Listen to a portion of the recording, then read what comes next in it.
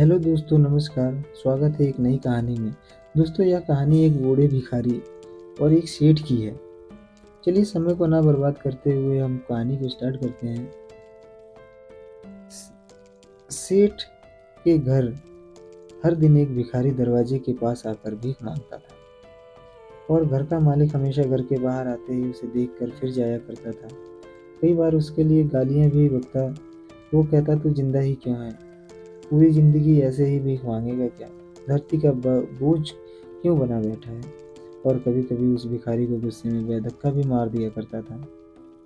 इतना कुछ हो जाने के बावजूद भी भिखारी के मुंह से सिर्फ यही निकलता था कि भगवान तुम्हारे पापों को माफ करे। एक बार सेठ को धंधे में बहुत बड़ा नुकसान हो गया। उसकी खबर मिली। सेठ बहुत परेशान था कि तभी उसके दरवाजे पर वही भिखारी आया। गुस्से में अपना आपा खोते हुए सेठ ने उस भिखारी को पत्थर दे मारा। पत्थर लगने के कारण भिखारी का सर फूट गया और उसके सर से खून बहने लगा। फिर भी दर्द से कराहते हुए भिखारी ने इतना ही कहा, भगवान तुम्हारे पाप को माफ करे। भिखारी वहां से चला गया। सेठ सोच में पड़ गया। भिखारी को पत्थर मारा, फिर भी उसने सिर्फ प्रार्थना की। सेठ का गुस्सा शांत हुआ और सेठ का मन भी शांत हुआ। भिखारी का रहस्य जानने के लिए सेठ ने भिखारी का पीछा करना शुरू कर दिया। भिखारी जहाँ जहाँ जाता था, सेठ उसके पीछे पीछे जाता था। सेठ ने देखा कि कोई उसका खाना देता, कोई उसको मारता, कोई अपमानित करता, तो कोई गाली भी देता था। लोग भिखारी के साथ चाहे जैसा व्यवहार करते थे, लेकिन भिखारी सबके लिए एक ही प्रार्थना करता था, भगवान तुम्हारे पापों को माफ करे। अब रात होने को आई थी। भिखारी अपने घर जाने के लिए लौटा। वो अपने घर पहुंच गया, लेकिन सेठ अब भी उसका पीछा कर ही रहा था। एक पुरानी टूटी हुई खटिया पर एक बूढ़ी औरत लेटी हुई थी। काफी कमजोर और बीमार लग रही थी। वह भिखारी की पत्नी थी। अपने पति को वापस आता देख वह खाट से उठ खड़ी हुई। पत्नी ने अपने पति के भीख वाले कटोरे में देखा, उसमें सिर्फ आधी बासी रोटी थी।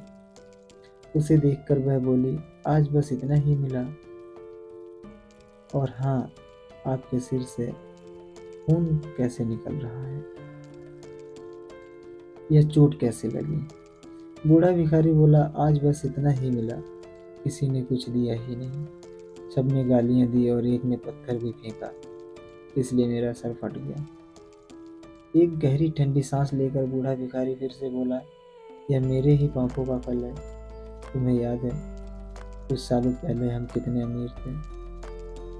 क्या कुछ नहीं था हमारे पास? हमारे पास वह हर चीज जरूरत से ज्यादा थी, लेकिन हमने कभी भी किसी की मदद नहीं की। और उससे भी बुरा हमने उस अंधे भिखारी के साथ किया जो हमारे द्वार पर भीख मांगने आया करता था। बूढ़ी पत्नी की आंखों में आंसू आ गए।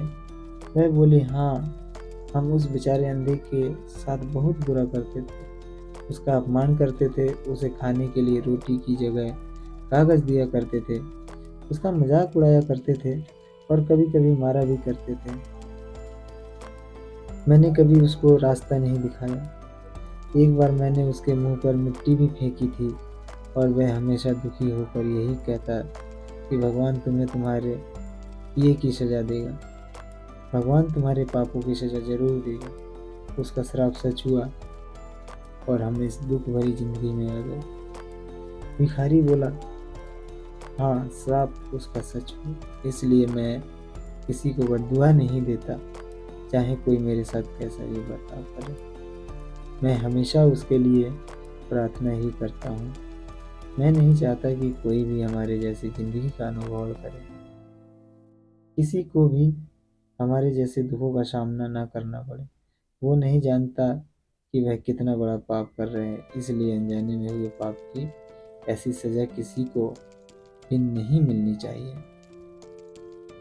सेठ वहीं पर छुप कर यह सारी बातें सुन रहा था। अब उसे सब कुछ समझ में आ गया था।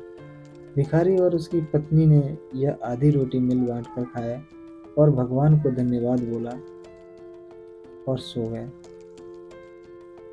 अगले दिन बड़ा भिखारी फिर से भीख मांगने गया। सेठ के घर के पास जाते ही सेठ ने पहले से ही गरम रोटी या उसके लिए निकाल कर रखी थी। उसे देते हुए सेठ विनम्रता से बोला, माफ कर दीजिए बाबा, मुझसे बहुत बड़ी गलती हो गई है। बूढ़ा भिखारी बोला, भगवान तेरा भला करे। इतना कहकर वह आगे निकल गया। इस कहानी से जो सीख लेने लायक है वह बड़ी ही सिंपल है कि आदमी चाहे किसी के बारे में बुरा करे या भला करे, लेकिन भगवान सिर्फ कर्म के हिसाब से उसको फल देता है। क्या हुआ अगर भगवान नहीं दिखता? लेकिन यह बात बिल्कुल सच है, उसके खाते में सबका हिसाब बहुत पक्का होता है। इसीलिए जब किसी के लिए कुछ भी करो तो अच्छा ही करो। कैसी लगी कहानी कमेंट में ज़रूर बताएं। चैनल को हमारे सब्सक्राइब भी करें। बाकी मिलते हैं आगे कहानी में। धन्यवाद।